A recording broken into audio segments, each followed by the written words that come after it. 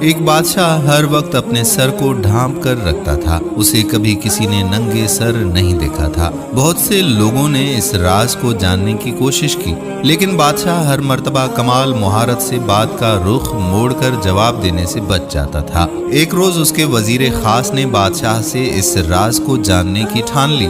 حسب سابق بادشاہ نے بڑی کوشش کی کہ کسی طرح وزیر کا دھیان ادھر ادھر ہو جائے، لیکن اس نے بھی جاننے کا مصمم ارادہ کر رکھا تھا۔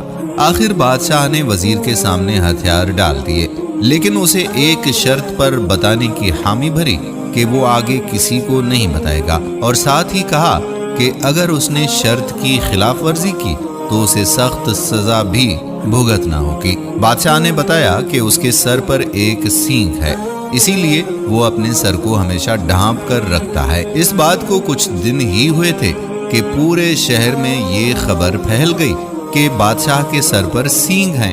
بادشاہ کو بڑا غصہ آیا۔ اس نے اپنے اس وزیر خاص کو طلب کیا اور شرط کی خلاف ورزی کی پاداش میں شاہی حکم صادر کیا کہ اسے سخت سے سخت سزا دی جائے۔ وزیر بہت سمجھدار تھا، وہ جھٹ سے بولا کہ بادشاہ سلامت، جب آپ بادشاہ ہو کر خود اپنے ہی راز کو نہیں چھپا سکے تو پھر آپ مجھ سے یا کسی اور سے کیسے یہ امید رکھ سکتے ہیں کہ وہ آپ کے راز کو چھپا کر رکھے گا؟ لہٰذا جتنی سزا کا حقدار میں ہوں اتنی سزا آپ کو بھی ملنی چاہیے۔ میرے عزیز دوستو، زبان سے نکلے ہوئے الفاظ اور کمان سے نکلا ہوا تیر جب نکلتے ہیں تو دو کام ہوتے ہیں۔